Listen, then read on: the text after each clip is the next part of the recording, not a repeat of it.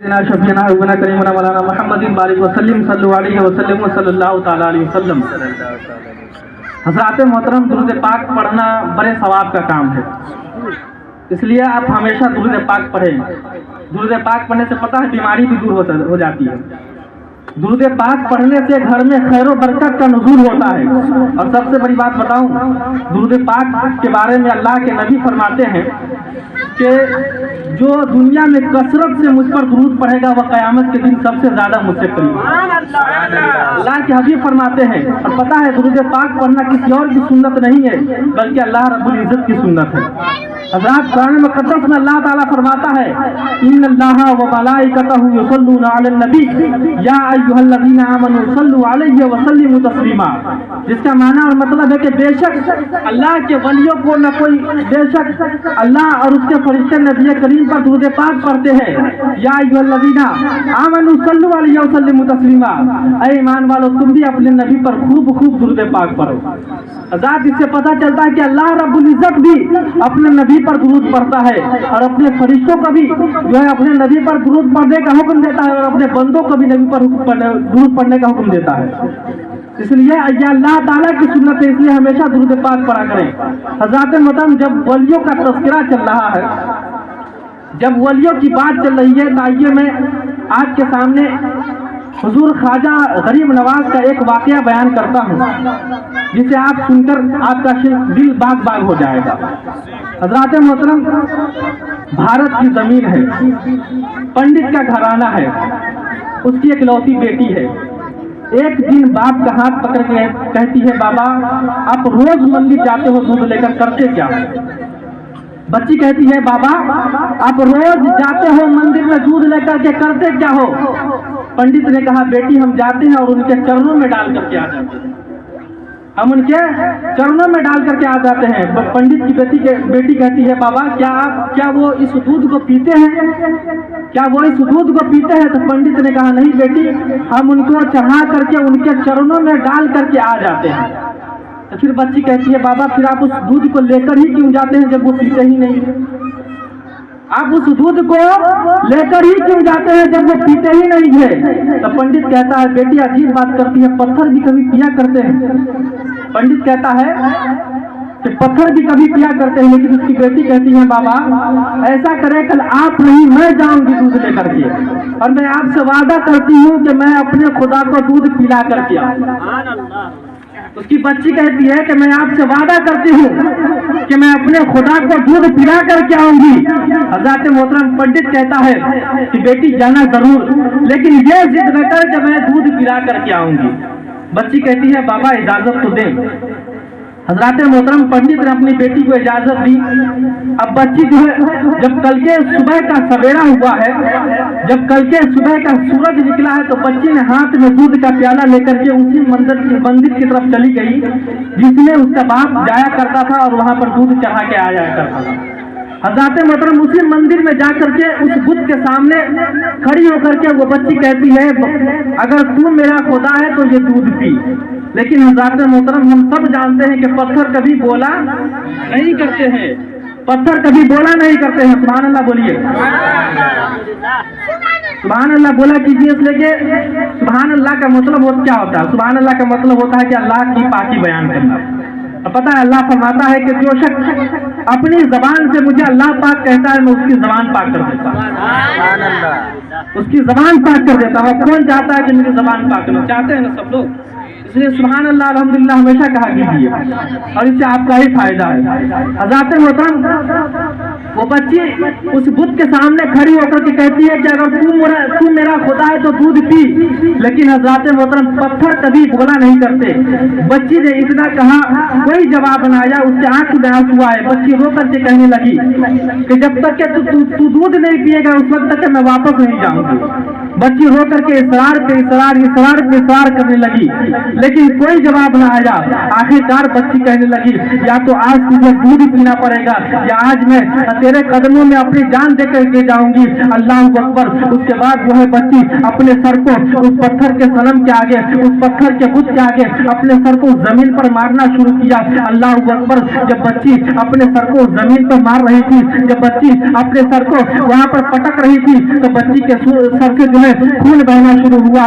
बच्ची रो रही थी और रो रो कर कह रही थी कि दूध पीने वरना जान दे दूंगी, दूध पीने वरना जान दे दूंगी। अल्लाह अकबर। कि अचानक उन्हीं गलियों से एक अल्लाह के वली का गुजर हो जाता है, एक बुजुर्ग का गुजर हो जाता है। दुनिया उस बुजुर्ग को गरीब नवाज के नाम से जानती है, दुनिया उस बुजुर्ग को ख्वाजा मोइनुद्दीन चिश्ती के नाम से जानती है। अल्लाह अकबर।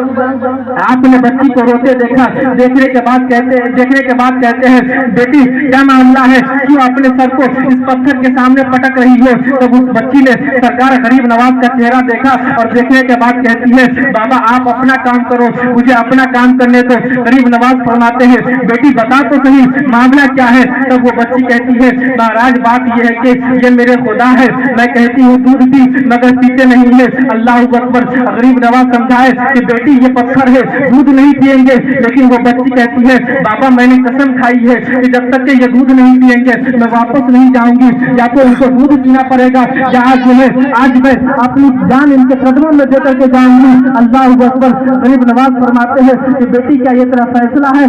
बेटी क्या ये तेरा फैसला है? वो बच्ची कहती है कि हाँ बाबा ये मेरा फैसला है। उसके बाद गरीब नवाज क्या करते हैं, वो आगे बढ़ते हैं और आगे बढ़ने के बाद उस बुत का कान पकड़ते हैं और कान पकड़ के कहते हैं कि देखते नहीं बच्ची का खून बह रहा है, दूध क्यों नहीं पी लेते? अल्लाह अकबर। इतना कहना था कि बुत में जान आ जाती है, बुत में जान आ जाती है और बुत ने हाथ को आगे बढ़ा करके दूध पीना शुरू कर दिया है। अल्लाह अकबर। अब बच्ची के जो है चेहरे पर मुस्कुराहट है। उसके बाद गरीब नवाज वहां से चले जाते हैं, लेकिन जब बच्ची अपनी प्याला लेकर के अपने मोहल्ले की तरफ आई है, अपने बच्ची की तरफ आई है, तो बच्ची के चेहरे पे खून का निशान है, बच्ची के बदन पे खून का निशान है। अल्लाह अकबर। बस्ती वालों ने बच्ची का चेहरा देख करके कहा था, पंडित शायद तुम्हारे बेटी की इज्जत लूट गई है, शायद के इज्जत गवा के आई है, इसका हाल बता रहा है कि इसके साथ जो है कोई हादसा हुआ है। अल्लाह अकबर। पूरी बस्ती इकट्ठा हो गई और इकट्ठा होने के बाद कहती है,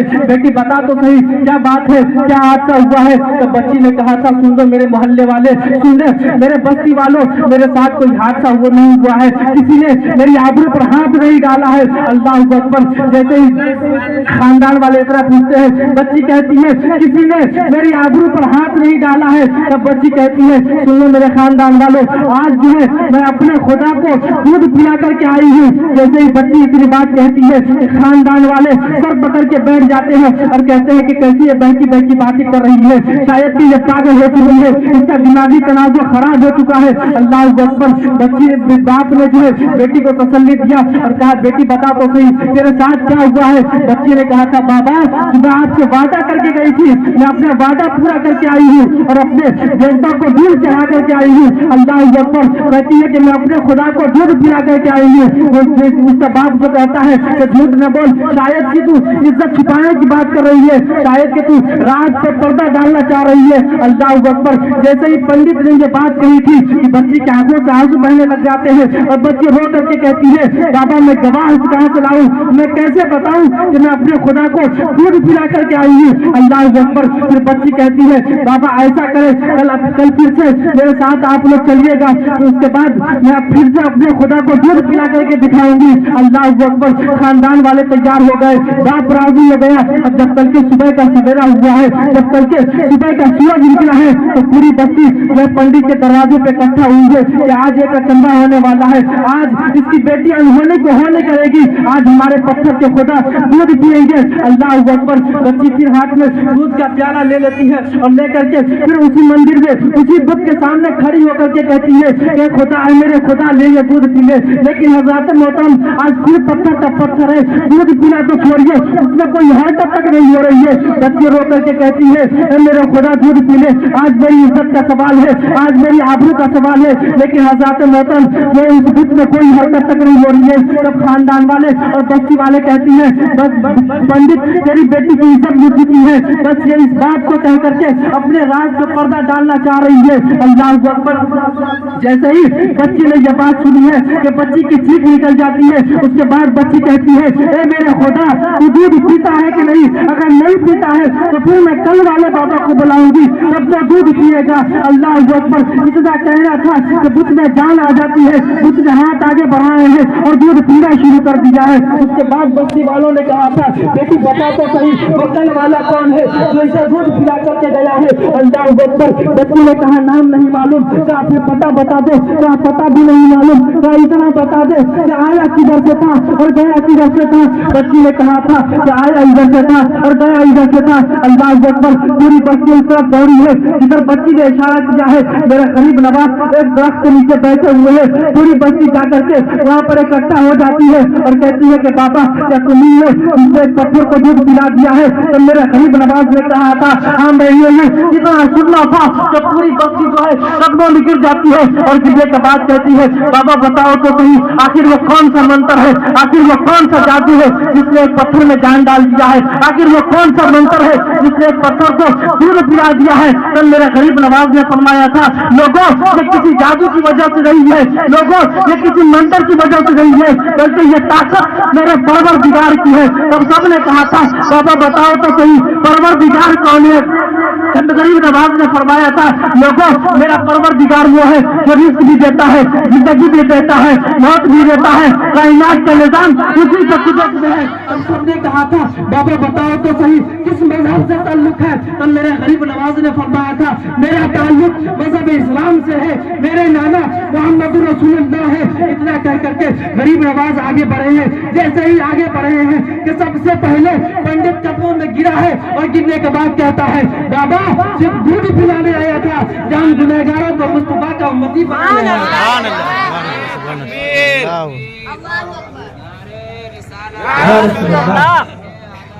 زندہ باد زندہ باد زندہ باد زندہ باد یا رسول اللہ۔ حضرات شاعر کہتا ہے کہ نگاہ ولی میں وہ تاثیر دیکھی، نگاہ ولی میں وہ تاثیر دیکھی، بدلتی ہزاروں بدلتی ہزاروں کی تقدیر دیکھی۔ اگر تم دیکھتے ہو نہ ہم دیکھتے ہیں، نہ تم دیکھتے ہو نہ ہم دیکھتے ہیں، یہیں سے وہ لوح قلم دیکھتے ہیں، یہیں سے وہ لوح قلم دیکھتے ہیں۔ حضرات محترم تو جو ہے وہاں کے تمام بستی والے حضور خواجہ غریب نواز کے ہاتھ پر ہاتھ رکھ کے کلمہ پڑھ کر کے مسلمان ہو گئے۔ حضرات محترم یہ اللہ کے ولیوں کی طاقت ہوتی ہے۔ اللہ نے اپنے ولیوں کے اندر اتنی طاقت دی ہے کہ وہ کسی پتھر سے بھی دودھ پلوا سکتے ہیں اور کسی پتھر میں بھی جان ڈال سکتے ہیں۔ حضرات محترم بس میں انہی چند باتوں کے ساتھ اپنی گفتگو کو یہیں پہ ختم کرتا ہوں، اس لیے کہ اور بھی بہت سارے علماء کرام ہیں جن سے آپ کو نعت اور تقریر سماعت کرنی ہے۔ اللہ رب العزت کی بارگاہ میں توبہ کرتے ہیں، پڑھیں استغفر اللہ ربی من کل ذنب واتوب الیہ وما علینا الا البلاغ۔ السلام علیکم ورحمۃ اللہ وبرکاتہ۔